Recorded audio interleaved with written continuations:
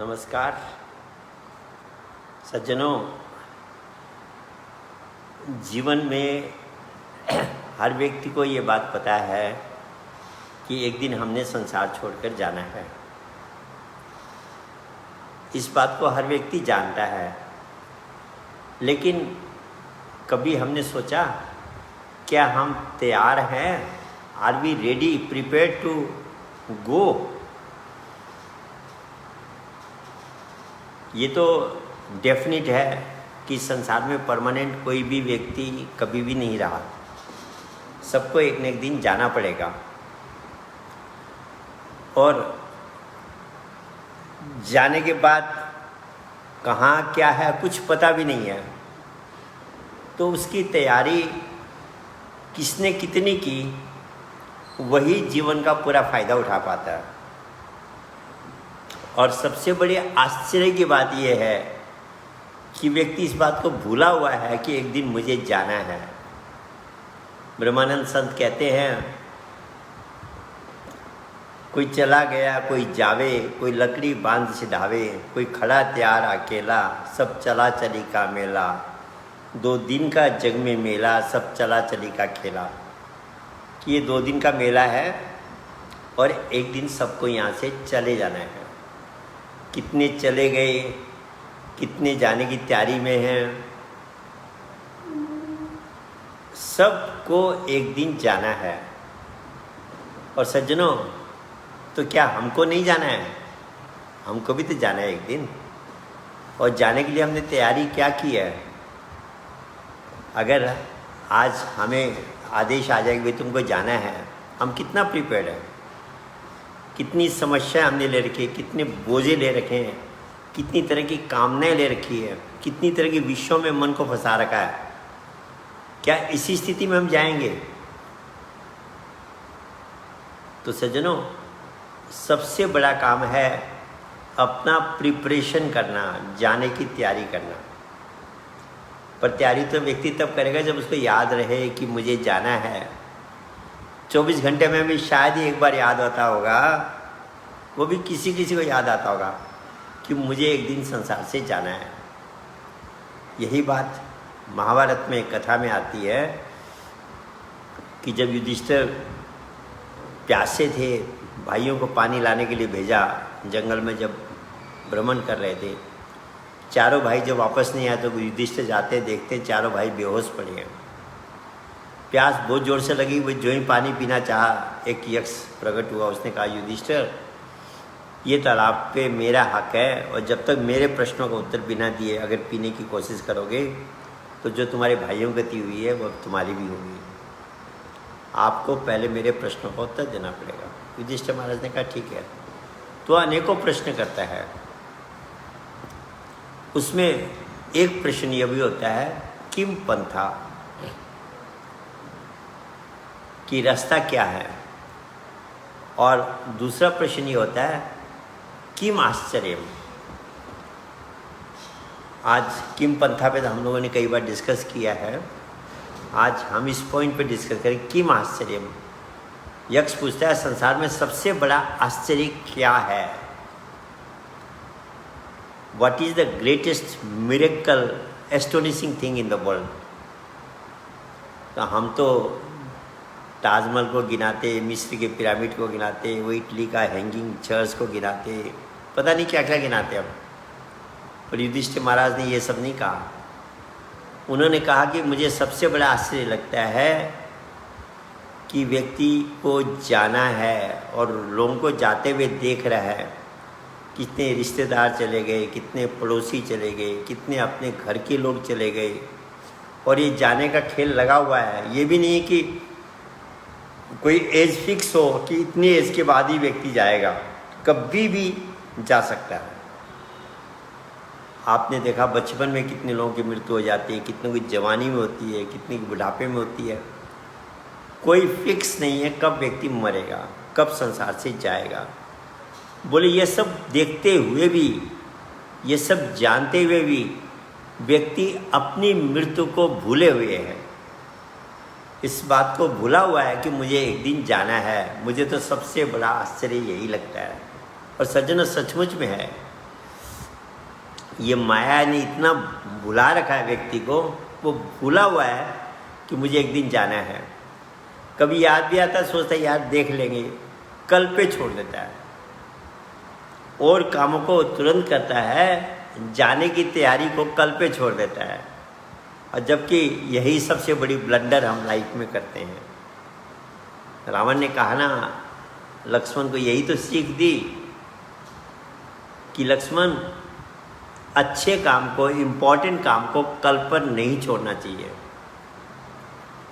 मैंने यही गलती की जिसका परिणाम मैं भुगत रहा हूँ। इसलिए नीति की बात अगर मेरे से सुनना चाहते हो तो सबसे बड़ी बात यह है, अच्छे काम को, इम्पोर्टेंट काम को कल पर मत छोड़ो। तो सज्जनों, हमको अपने आप में ये सोचना पड़ेगा कि मैं कहाँ तक तैयार हूँ। सफ़र में जाने से पहले हम बहुत सी चीज़ों का ख्याल करते हैं। सामान कितना ले जाना है, हवाई जहाज़ में जाना है तो कौन सा आइटम किस चीज़ में डालना है, वज़न चेक करते हैं कि भाई इससे ज़्यादा वज़न नहीं ले जा सकते। हर चीज़ की हम सावधानी बरतते हैं। क्या उसके लिए सावधानी नहीं बरतनी है? बरतनी पड़ेगी सज्जनों, नहीं तो मुश्किल हो जाएगी। ज़्यादा बोझा होगा, आप पहाड़ पे चढ़ रहे हो, अगर बोझा ज़्यादा है तो क्या हालत हो जाती है। ऐसे ही कहा, मन सोच के लाद लदनिया, थोड़ा लाद बहुत मत लाद, तेरी टूट जाए गर्दनिया, भूले मन समझ के लाद लदनिया। अरे भैया, मन पे उतना ही बोझा ला दो, क्योंकि जब ये शरीर निकले, इससे आत्मा निकलेगी, सारी इंद्रियां यही रह जाएगी, शरीर यही रह जाएगा। इवन हमारा जो मस्तिष्क है, ब्रेन है, जो इतना टिपिकल है, इतना पावरफुल है, जिसके सारे हम जीवन के सारे काम कर रहे हैं, जिसके कारण हमारे अंदर अहंकार भी है कि मैं बहुत कुछ जानता हूँ, वो मस्तिष्क भी यहीं रह जाएगा, ब्रेन भी यहीं रह जाएगा। जाएगा हमारे साथ केवल हमारा मन जाएगा। और मन को अगर हमने भारी बना रखा है तो सज्जनों तकलीफ हम ही पाएंगे। इसलिए मन को हल्का करना जरूरी है। मन के अंदर के वायरस को समाप्त करना भी जरूरी है और मन को अपने कंट्रोल में भी लेना जरूरी है। नहीं तो क्या होगा, जब हम शरीर से निकलेंगे ये मन ले जाएगा हमको जहाँ ले जाना है। और ये कहता है मन, मुझे फ्री छोड़ दो, मैं तुम्हें नरक के गड्ढे में फेंक दूंगा, और मुझे कंट्रोल कर लो तो मैं तुम्हें मुक्ति के धाम में तक पहुंचा दूंगा, दरवाजे तक पहुंचा दूंगा। अब हम ये भी निर्णय करें कि हमने मन को पे कितना नियंत्रण प्राप्त किया है, मन को हमने कितना समझा है। नियंत्रण तो बहुत पीछे की बात है। इसके अंदर के वायरस हमने कितने कम किए हैं, इसका इंद्रियों के साथ अटैचमेंट कितना घटाया है हमने। ये सब प्रिपरेशन के पार्ट है सज्जनों, ये तैयारी के पार्ट है। पहले ज़माने में एक्चुअली ये तैयारी कब से करनी चाहिए? एक्चुअली कहते हैं ये संसार में आते ही इस तैयारी को शुरू करना चाहिए। तो बचपन में तो हमारा ब्रेन डेवलप नहीं रहता है, लॉजिकल ब्रेन, जिससे हम इस बारे में सोच सकें। तो 10-12 वर्ष तक बच्चे को फ्री किया गया। उसके बाद जो उपनयन संस्कार की प्रक्रिया थी हमारे समाज में, और समाज में भी इसको अलग अलग ढंग से प्रक्रिया थी। ज्यूज़ के अंदर भी 12-13 वर्ष में एक प्रक्रिया की जाती थी। इसको इनडायरेक्ट बैप्टिज्म भी कहा गया। अभी तो पानी में डुबा के लोग बैप्टिज्म करते हैं, पर एक्चुअली कहते हैं ना, I will not baptise you with water with the Holi spirit. Christ ने कहा आत्मा का बैप्टिज्म 12-13-14 वर्ष की उम्र में अंदाज उस समय कराया जाता था। एक्चुअल प्रिपरेशन उस समय से शुरू होता था। वह प्रिपरेशन जो करता है वो तो बहुत उसके लिए थोड़ा सरल हो जाता है सारा मामला। पर आदमी नहीं भी करता है इस कलयुग के अंदर में, शादी हो जाती है, गृहस्थ जीवन बिताता है। कहते हैं इस पीरियड में भी 50-50 काम करना चाहिए। 50% इस संसार के लिए, 50% नेक्स्ट लाइफ के लिए तैयारी करनी चाहिए। और आफ्टर द एज ऑफ 60, जिसको वानप्रस्थ आश्रम कहा गया, उसके बाद तो कहा कि सारा कंसंट्रेशन जाने की तैयारी में लगा देना चाहिए। उसके बाद अगर आप घर में उलझे हुए हैं, आप भौतिक जगत में उलझे हुए हैं, तो अपने साथ धोखा कर रहे हैं। सबसे बड़ा धोखा खुद के साथ कर रहे हैं, क्योंकि परमानेंट आप परिवार के साथ रहते, परमानेंट समाज में रहते, तब तो ठीक था। छोड़ के जाना पड़ेगा, और जाते समय कोई साथ नहीं जाएगा। जाता है क्या कोई साथ में? कोई नहीं जाता। तभी ये कहा कि साथी है मित्र गंगा जल बिंदु पाने तक, अर्धांगिनी बढ़ेगी तो केवल मकान तक, परिवार के सब लोग चलेंगे तो केवल शमशान तक, और बेटा भी हक निभाएगा तो अग्निदान तक। इससे तो आगे भजन ही है साथी, हरि के भजन बिन अकेला रहेगा, रे मन ये 2 दिन का मेला रहेगा, कायम न जग का झमेला रहेगा। किस बात का ऊंचा महल जो तू बनाएगा, किस बात का लाखों का जो तोड़ा कमाएगा, रथ हाथियों का झुंड भी तेरे क्या काम आएगा, तू जैसा यहाँ आया था वैसा ही जाएगा। बल्कि उससे भी गड़बड़ है, आए तब तो मुट्ठी बांध के आए थे, जाते समय तो हाथ पसार के जाते हैं। सिकंदर के पास इतनी संपत्ति थी, अथाह संपत्ति थी। जब उसका अंतिम समय आया और उसको पता लगा कि मैं कुछ नहीं ले जा सकता, तो सिकंदर ने कहा मैं तो गलती कर गया, पर आने वाली दुनिया गलती न करे, इसके लिए मेरी कब्र में जब मेरा जनाजा निकले तो मेरे हाथ निकाल देना, और कहना, लिख देना कि सिकंदर जब गया था तो दुनिया में उसके लाखों वाली थे, पर जब गया दुनिया से तो दोनों हाथ खाली थे, कुछ नहीं ले जा पाया।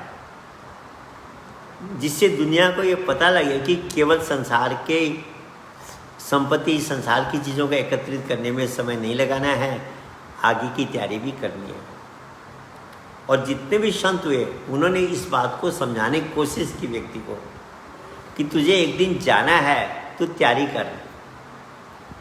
गुरु नानक जी का एक शिष्य था, बहुत ज़्यादा भौतिकवादी था, जब भी माया में फंसा रहता था। एक दिन गुरु नानक ने कहा, एक सुई दी उसको, बोला भैया मेरा एक काम कर दो। बोला जी गुरु महाराज बोलिए। बोले सुई रख लो और मुझे स्वर्ग में वापस कर देना इसको। बोला महाराज क्या बात करें, स्वर्ग में तो कुछ ले जा ही नहीं सकता, सुई कैसे जाएगी? तो बोले जब तो एक सुई भी नहीं ले जा सकता तो यही यहाँ इसके पीछे जो तू दिन रात लगा हुआ है, क्या ये तेरे साथ जाएगा? तो सज्जनों, एक्चुअली संसार में कुछ भी हमारे साथ नहीं जाएगा। जाने वाली वस्तु क्या है? फिजिकल कोई भी चीज़ हमारे साथ नहीं जाएगी, हमारे साथ मेटाफिजिकल जाएगा। आप अगर शरीर को भी देखेंगे, शरीर में जितने भी तत्व हैं, हमारे अंग, हमारा ब्रेन, हमारे सेंसेज, ये सब फिजिकल हैं। तो जब ये आत्मा शरीर से निकलती है, ये सारे फिजिकल तत्व यहीं के यहीं रह जाते हैं और एक दिन मिट्टी में समाप्त हो जाते हैं। माटी का खिलौना माटी में मिल जाएगा। केवल मेटाफिजिकल तत्व ही साथ जाता है। तो मेटाफिजिकल में क्या है? मन मेटाफिजिकल है, ये आपके साथ जाएगा। और अगर आपने मेटाफिजिकल कुछ कमाई कर रखी है, उस मेटाफिजिकल नॉलेज का साधन कर रखा है, भगवान के मेटाफिजिकल नेम का की प्रैक्टिस और सुमिरन कर रखा है, वह कमाई आपके साथ जाएगी। आप यहाँ से जब अमेरिका जाते हैं, विदेशों के टूर पे जाते हैं, इंडियन करेंसी काम नहीं आती है। अगर आप मार्केट में इंडियन करेंसी दिखाएंगे, कहेंगे नहीं लेंगे हम, कोई वैल्यू नहीं है उसका। आपको वहाँ डॉलर दिखानी पड़ेगी, डॉलर में परचेजिंग कर सकते हैं। ये यहाँ की करेंसी आपके काम नहीं आएगी। ऐसे जो भी भौतिक करेंसी हमने इकट्ठा कर रखा है, संपदा इकट्ठी कर रखी है, अगले उस परलोक में कुछ भी ये काम नहीं आएगा। यहाँ बहुत बड़े पैसे वाले हो सकते हैं, वहाँ भिखारी बन के रहेंगे। तब हम पछताएंगे कि अरे मैंने अगले जन्म के लिए तो कुछ इकट्ठा ही नहीं किया, मैं तो यहीं के लिए लगा रहा। तो सज्जनों, बुद्धिमान व्यक्ति वह है जो प्रिपरेशन ऑलवेज प्रिपेयर्ड रहे। जब भी जाना पड़े वह प्रिपेयर्ड है। ये बुद्धिमानी का काम है। और ये कौन कर सकता है? जो हर दिन इस बात को याद करता है कि मुझे संसार से एक दिन जाना है। कहा है, दो बातों को भूल मत, ए इंसान, दो बातों को मत भूलो, जो चाहो कल्याण, नारायण एक मौत को, दूजे श्री भगवान। अपनी मौत को डेली एक बार याद कर लो कि मुझे जाना है, मैं कहाँ तक प्रिपेयर्ड हूँ। और यही जीवन में सबसे बड़ी एक अध्यात्म की खासियत होती है। जिस व्यक्ति के जीवन में अध्यात्म पनपा है वह अपनी मृत्यु को रोज याद करता है। और यह एक प्रकार का वैराग्य है। और यही वैराग्य व्यक्ति के जीवन का कल्याण करता है, मुक्ति तक पहुंचाता है। जब गरुड़ जी ने भगवान विष्णु से पूछा कि मुक्ति के लिए क्या करना पड़ेगा, तो उन्होंने कहा कि जब तक व्यक्ति के जीवन में वैराग्य जागृत नहीं होगा वह मुक्ति का अधिकारी नहीं बनेगा। तो कहा वैराग्य कितने प्रकार के होते हैं? कहा 4 प्रकार के वैराग्य होते हैं। पहला वैराग्य गर्भ वैराग्य है। जब गर्भ में बच्चा होता है, जब मुझे गर्भ में बच्चा होता है तो वह तकलीफ पाता है, काल कोठरी की तरह बना हुआ होता है। उस समय उसके अंदर एक वो होती है तड़पन कि बार बार मुझे इसमें ना आना पड़े, मैं इस बार ऐसा प्रयास करूँगा जिससे मैं बंधन से मुक्त होकर रह सकूँ। वह गर्भ का कष्ट, वह वैराग्य बाहर आने के बाद समाप्त हो जाता है। बच्चा कुछ दिन में इतना मस्त हो जाता है, उसको होश ही नहीं रहता है मैंने गर्भ में क्या कष्ट पाया था, सब कुछ भूल जाता है। तो भगवान विष्णु कहते हैं गरुड़, ये वैराग्य आता है और चला जाता है, ये परमानेंट नहीं है, टेम्पररी है। का दूसरा वैराग्य उस समय आता है जब व्यक्ति के शरीर में कोई शारीरिक कष्ट हो जाता है, बहुत ज़्यादा बीमारी घेर लेती है, सांस लेने में तकलीफ हो रहा है, शरीर में कमर में दर्द आ गया है, अनेक प्रकार के जब रोगों से पीड़ित होता है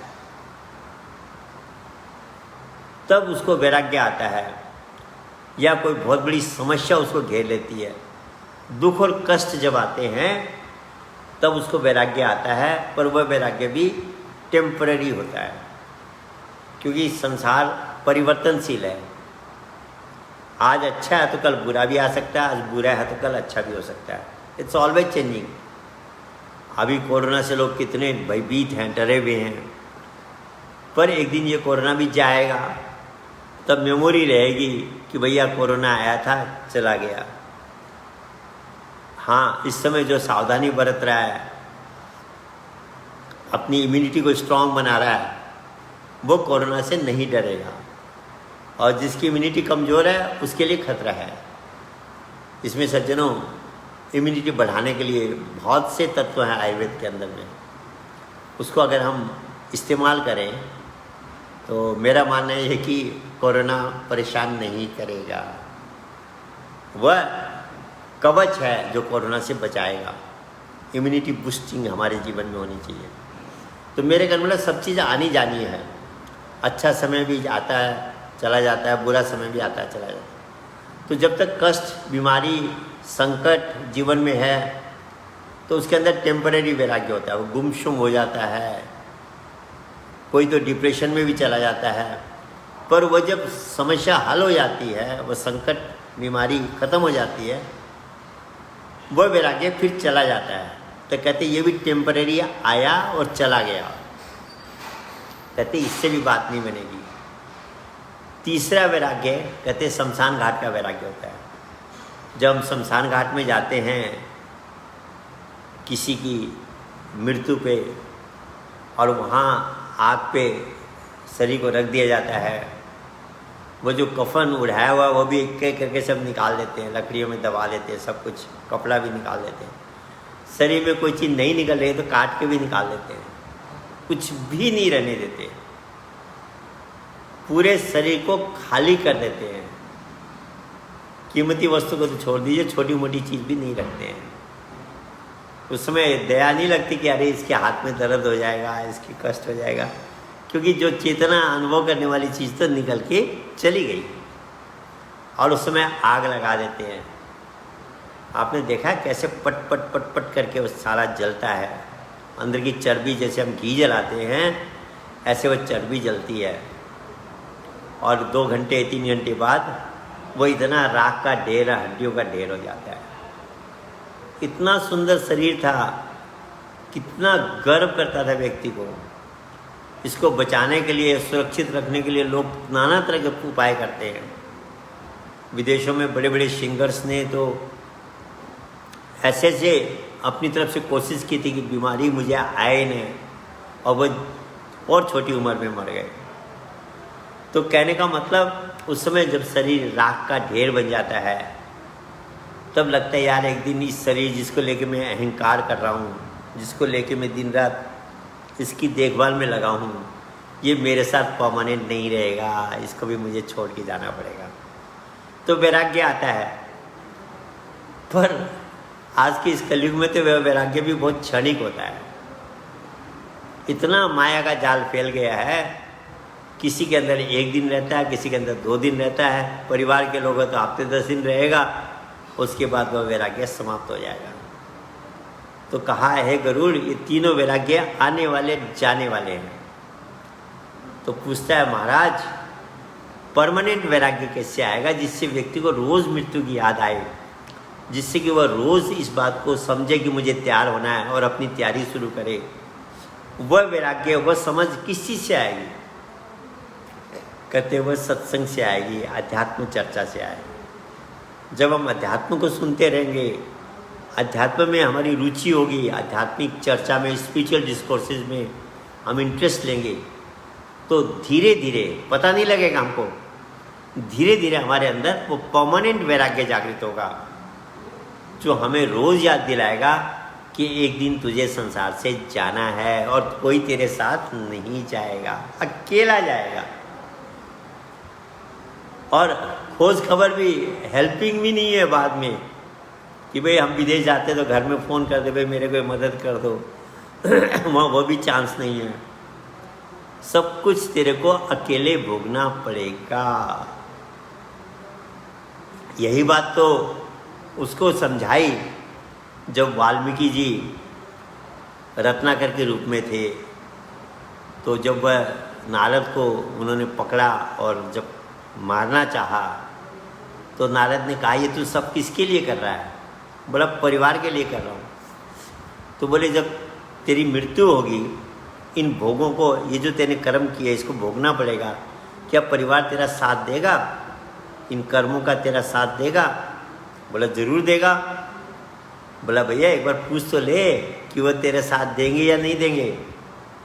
बोला तुम बहाना बना रहे हो भागने का। बोला नहीं, मुझे बांध दो पेट से, अच्छी तरह बांध दो जिससे मैं निकल ना सकूं, और तुम पूछ के आओ। घर में गया, पिता से, माता से, पत्नी से पूछा, तो कहा भाई कर्मों का लेखा जोखा तो सिंगल है, अपना अपना है, दूसरे उसमें कुछ साथ नहीं बटाएगा, हाथ नहीं बटाएगा। आप जो कर्म कर रहे हो आपको भोगना पड़ेगा। तब रत्नाकर की आंखें खुलती है, आकर के नारद ऋषि के चरणों में पड़ता है, कहता कि मुझे इससे बचने का उपाय बताओ। वह उसे उस नाम का बोध कराते हैं जिसको कहा उल्टा नाम जपे जग जाना, वाल्मीकि भय ब्रह्म समाना। अब लोग सीधा अर्थ लगाते हैं, उल्टा का मतलब मरा मरा जपा उन्होंने। सज्जनों, भगवान ने इतनी बुद्धि दे रखी है, कभी सोचा तो करो। मरा मरा जप के कोई ब्रह्म ऋषि बन गया, राम राम जप के हम कपटी, हमारे चंद से छल कपट ही नहीं जाता।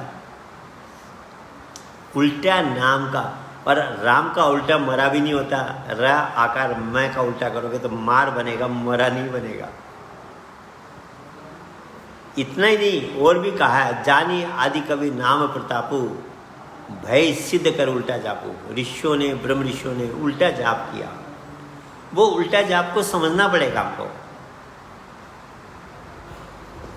एक पेड़ होता है, उसकी जड़ ऊपर होती है कि नीचे होती है? आप कहोगे जी नीचे होती है। जड़ नीचे होती है, पेड़ ऊपर होती है। आप पेड़ को ऊपर से काट भी दो तो पेड़ समाप्त नहीं होगा, पर जड़ में काट दो तो पेड़ समाप्त हो जाएगा, क्योंकि जड़ ही उसको चेतना दे रही है, जड़ ही उसको संभाल रही है। जड़ से वह कनेक्टेड है, जड़ के कारण उसके अंदर चेतना है, उसके अंदर सारे वो हो रहे हैं, फल लग रहे हैं, सब कुछ हो रहा है। ऊपर कुछ भी काट दो कट जाएगा, लेकिन पेड़ समाप्त नहीं होगा, मरेगा नहीं। हमारी शरीर को आप लीजिए, इसकी जड़ कहाँ है? नीचे है कि ऊपर है? पाँव को अगर आप काट दोगे, जड़ तो अगर नीचे, जड़ पेड़ के हिसाब से करें तो जड़ तो हमारे पाँव हो गए। पाँव को काटने से व्यक्ति मरता नहीं है। इसकी जड़, ये उल्टा वृक्ष है, इसकी जड़ ऊपर है, नीचे नहीं है। आप ऊपर काटोगे तब ये वृक्ष, ये शरीर समाप्त होगा। तो इसको उल्टा वृक्ष कहा गया। तो इसके अंदर जो वाइब्रेशन हो रहा है उस नाम का, वो जो प्राइमोडियल वाइब्रेशन है, गर्भ में सीधा था, उल्टा हो गया, इसलिए उसको कहा गया उल्टा नाम। श्वासों के वाइब्रेशन में वो नाम उल्टा हो गया। गर्भ में सीधा था क्योंकि सिर नीचे था, जड़ नीचे थी, पांव ऊपर थे। बाहर आने के बाद पलट गया मामला। तो सज्जनों, जो उल्टा नाम जपे जग जाना कहा है, वो उस नाम के लिए कहा है। तो उस नाम को हमको जपना पड़ेगा। तो जब वाल्मीकि ऋषि को उस नाम का ज्ञान कराया नारद ऋषि ने, और जब उन्होंने साधना की, तब उनको पता लगा कि जीवन में प्रिपरेशन, कर्म का फल खुद को भोगना पड़ता है, और खुद ही अपने कर्मों के फल को हम मिटा सकते हैं। लोग कहते हैं कर्म का फल मिटता नहीं है सज्जनों, मिनिमाइज हो जाता है। और एक सी भी स्थिति है कि पूरी तरह भी मिटा सकता है व्यक्ति, पर वह बहुत ऊपर की स्थिति है। वाल्मीकि ने इतनी साधना की, सारे शरीर में दीमक लग गए, जब भी उनका नाम वाल्मीकि पड़ा, कि उन्होंने अपने सारे कर्मों के फल को जीरो बना दिया। भोगना नहीं पड़ा उनको। वह, क्योंकि नाम इरेजर का काम करता है। आप पेंसिल से लिखो, इरेजर से मिटाते जाओ तो मिट जाएगा। उस भगवान के असली नाम में, मेटाफिजिकल नेम में ये पावर है कि वो मिटा भी सकता है, बशर्ते हम उतना साधना करके मन के अंदर के, वो जो चित्त के अंदर जो संस्कार रोपित हैं, जो स्कैनिंग है, उसको हम क्लीन कर दें। तो कहने का मतलब सज्जनों, उन्होंने प्रिपरेशन किया, इसलिए हम अकेले जाएंगे, अपने कर्मों का फल अकेले भोगना पड़ेगा। अध्यात्म तो यहाँ तक कहता कि जो परिवार भी है, ये कई जन्मों के संस्कार करें ना, आपस में मुलाकात हुई है। कोई किसी का बेटा बना है, कोई किसी का बाप बना है, कोई किसी का रिलेटिव बना है। ये सारे relation for the time being है, परमानेंट नहीं है। अगले जन्म में आपकी पत्नी आपके साथ रहेगा, आपका पति आपके साथ रहेगा, आपकी बेटी आपके साथ रहेगी, बेटा आपके साथ रहेगा, ये कोई निश्चित नहीं है। अपने कर्मों के हिसाब से सब अपने रास्ते जाएंगे। तो सज्जनों, जब जाना अकेले है तो तैयारी भी तो अभी से की जाए। अपने को स्टडी करना चाहिए कि मैंने कितनी तैयारी कर रखी है। ये नहीं है कि हम यहाँ सब कुछ भूल जाएं। बुद्धिमान व्यक्ति वह है, कहा है शास्त्रों में, जो लोक और परलोक दोनों को ठीक रखे। ये जन्म भी बढ़िया से बिताए और अगले जन्म भी उतना ही बढ़िया से बिताए, बल्कि इससे भी बढ़िया बिता सके, ऐसी तैयारी करें। यहाँ आप हाट में रह रहे हैं, आपका ट्रांसफ़र होने वाला, वहाँ भी आप इससे ज़्यादा अच्छा व्यवस्था कर रखी है, तब तो बहादुरी है। तो सज्जनों, अध्यात्म उसका रास्ता सिखाता है। महापुरुष को बताते हैं कैसे तैयारी करनी है और कैसे प्रिपेयर्ड होना है। यही वास्तविक अध्यात्म है, स्पिरिचुअलिटी है, जो हमें नेक्स्ट के लिए भी प्रिपरेशन करा दे। तो सज्जनों, इस बात को भूलना नहीं है कि मुझे एक दिन जाना है, और अपने आप में ये सोचना भी है, चिंतन भी करना है कि how much I am prepared, am I ready, am I prepared to go. और ये जीवन की बहुत बड़ी उपलब्धि है। अगर हमने ये नहीं किया तो अंत में पछताते हुए जाना पड़ेगा। फिर कहा, अब पछताए क्या हो जब चिड़िया चुग गई खेत। शरीर से श्वास निकल रहा है, तब सोचे कि मैं कुछ प्रिपरेशन कर लूँ, तब कुछ नहीं होने आएगा। सोचो, समय रहते ही प्रिपरेशन करना है। इसलिए समय हो गया है। सबको मेरा धन्यवाद, नमस्कार।